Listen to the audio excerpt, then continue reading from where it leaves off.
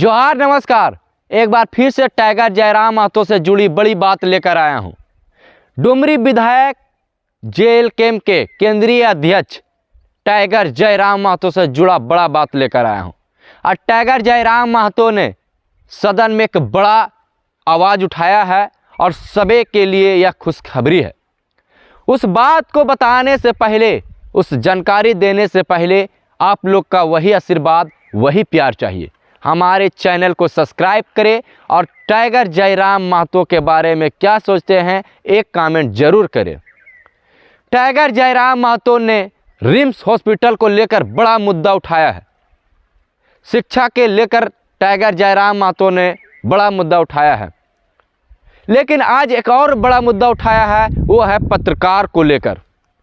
पत्रकार के लिए उन्होंने एक बड़ा मुद्दा यह उठाया है कि उन्होंने साफ तौर से कहा है कि पत्रकारों के लिए टोल टैक्स फ्री किया जाए। पत्रकारों के लिए टोल टैक्स फ्री किया जाए, पत्रकार सुरक्षा कानून लागू किया जाए। बता दें कि झारखंड सरकार हेमंत सोरेन की सरकार है, भाजपा भी विपक्ष में है।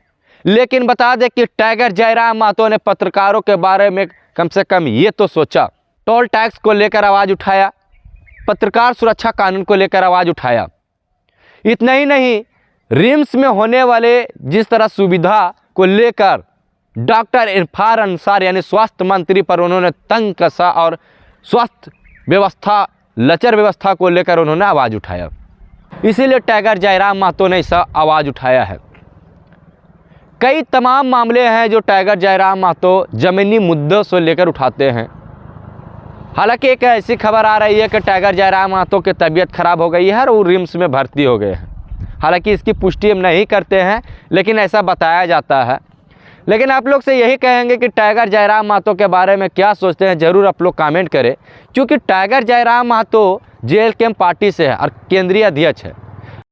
जेल कैंप के केंद्रीय अध्यक्ष डुमरी विधायक जयराम महतो ने बहुत सारे आवाज़ लोगों को उठाया है, चाहे वह किसान का मामला हो, चाहे वह गरीबी मामला हो, चाहे वह हॉस्पिटल का मामला हो, या किसी भी संबंधित मामला हो, टाइगर जयराम महतो ने उठाया है। भ्रष्टाचार पर तो टाइगर जयराम महतो जमकर अपना एग्रेशन दिखाया और पदाधिकारियों को कॉल पर भी फटकार लगाया था। आपने उसका वीडियो भी देखा था।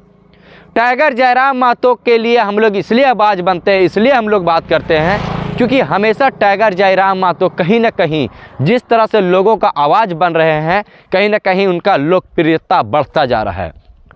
उनका लोकप्रियता झारखंड में ही नहीं, बिहार, बंगाल में भी अब चर्चा का विषय होने लगा है। लोग मांग करने लगे हैं कि टाइगर जयराम महतो बिहार में अगर विधानसभा चुनाव जब होता है, वहाँ भी विधानसभा चुनाव में अपनी तैयारी करे और चुनाव लड़े। बंगाल में भी कई सीटों पर ऐसा सूत्रों ने बताया था कि चुनाव होने पर विधायक टाइगर जयराम महतो अपने पार्टी से वहाँ चुनाव लड़वाएंगे। बहुत सारे मामला है जो टाइगर जयराम महतो आवाज़ उठाते हैं और उनका लोकप्रियता जिस तरह बढ़ता जा रहा है। बता दें कि जेल कैंप पार्टी एक उभरता हुआ सितारा है झारखंड के लिए।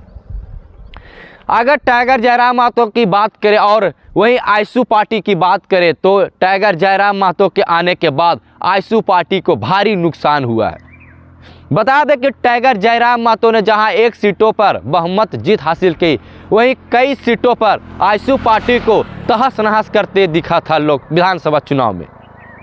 इसीलिए लोकप्रियता हम बता रहे हैं टाइगर जयराम महतो पार्टी की, टाइगर जयराम महतो को। हम टाइगर जयराम महतो की इसीलिए बात नहीं करते हैं, हम एक वीडियो दिखाएंगे, उस वीडियो को देखकर आप लोग भी हैरान हो जाएंगे। जो सदन में टाइगर जयराम महतो ने जिस तरह से आवाज़ उठाया था और जिस तरह से उन्होंने पर्यटन को लेकर, जिस तरह से बढ़ावा देने को लेकर टाइगर जयराम महतो ने आवाज़ उठाया था। जानते हैं कि विधानसभा में बहुत समय कम दिया जाता है लोगों को और टाइगर जयराम महतो को इसमें अधिक कम समय दिया जाता है, जिससे लेकर टाइगर जयराम महतो अपना बात रख ही रहे थे कि मंत्री जी तुरंत बिलबिलाने उठे और टाइगर जयराम महतो पर रोकने का प्रयास किया। टाइगर जयराम महतो अपना एग्रेशन दिखाते हुए कहा कि आप हमें जो समय दिया है, अपना बात रखने दीजिए, हमें समय बर्बाद नहीं करें। तो टाइगर जयराम महतो ने अपना हक के साथ साथ लोगों का हक का लड़ाई लड़ते हैं। इसीलिए टाइगर जयराम महतो की हम लोग बात करते हैं।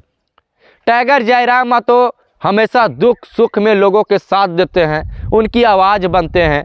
अभी बता दें कि झारखंड में सबसे अधिक मामला आता है तो ज़मीनी मामला आता है और टाइगर जयराम महतो से हमेशा लोग जुड़ जाते हैं और उनके पास जाकर अपनी समस्या, अपना पीड़ा बताते हैं। और टाइगर जयराम महतो तुरंत उस क्षेत्र के पदाधिकारी को कॉल करके जानकारी देते हैं कि आप इस मामले को देख लें।